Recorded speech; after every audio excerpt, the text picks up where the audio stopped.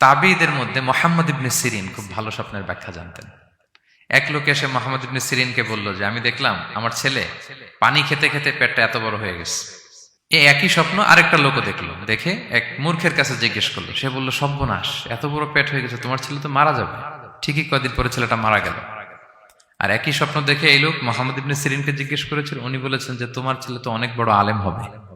ঠিক তাই হয়েছে, ওই ছেলে অনেক বড় আলেম হয়েছে। তো ফাইন্না রুইয়া তাকাউ আলা মা তুআব্বার, স্বপ্নের ব্যাখ্যা তেমন হয় যেমন এটার ব্যাখ্যা করা হয়। রাসূল সাল্লাল্লাহু আলাইহি ওয়াসাল্লাম একবার স্বপ্নে দেখলেন যে তিনি ওনাকে দুধ দেয়া হয়েছে, বাটিতে দুধ খাচ্ছেন, পরে আঙ্গুলের ফাঁক থেকে দুধ বেরোচ্ছে। এই সামান্য একটু দুধ রাসূল সাল্লাল্লাহু আলাইহি ওয়াসাল্লাম উমরে ফারুককে দিলেন। সাহাবারা বললেন, মাযা আউয়ালতা বিহি ইয়া রাসূলুল্লাহ, এটা তাওয়িল কি? তখন বললেন, আউয়ালতু বিহি আল ইলম, এটা দিয়ে আমি জ্ঞান বুঝিয়েছি, মানে উমরে ফারুকের আল্লাহ তাআলা অনেক জ্ঞান দিবে। স্বপ্নে কেউ দুধ খাচ্ছেন, এটা আপনার জ্ঞানের প্রতীক। রাসূল সাল্লাল্লাহু আলাইহি ওয়াসাল্লাম স্বপ্নে দেখলেন লোকজন দাঁড়ানো, কারো গায়ের জামা এতটুকু, কারো এতটুকু, কারো হাঁটু পর্যন্ত, আর উমরে ফারুক জামা একেবারে টেনে হিচড়ে যাচ্ছে। তো সাহাবারা বললেন, মাযা আউয়ালতু বিহি ইয়া রাসূলুল্লাহ, এই স্বপ্নের তাওয়িল কি, ব্যাখ্যা কি?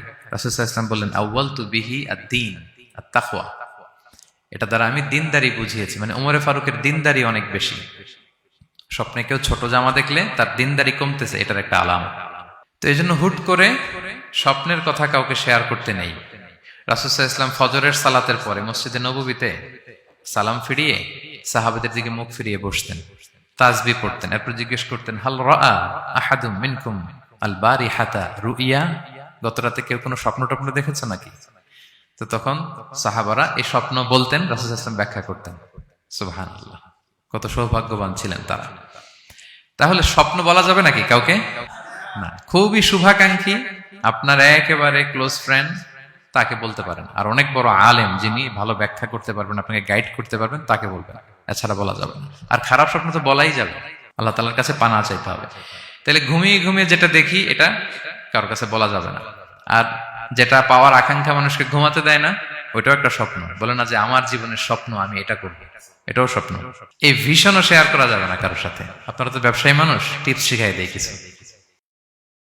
বিশাল বড় একটা কিছু প্রজেক্ট নিছেন, শুরু করার আগে আপনি বলে ফেলছেন, শেষ, আর এটা হবে না। দেখবেন যে এখান থেকে কনস্পিরেসি, ওইখান থেকে শত্রুতা, ওইদিকে এটা করছে ওইটা করছে, আপনি আর আগাতেই পারবেন না।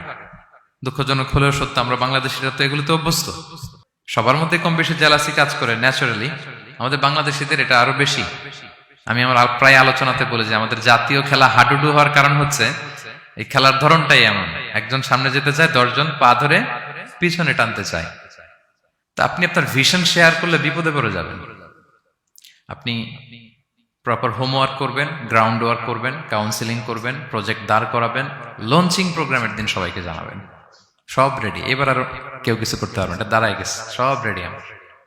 লঞ্চিং জাস্ট একটা ফর্মালিটিস, তারপরে আমার কাজ শুরু হবে। কিন্তু আপনি আগেই যদি সবাইকে জানায় ফেলেন, হবে এটা? স্বপ্ন শেয়ার করতে নেই।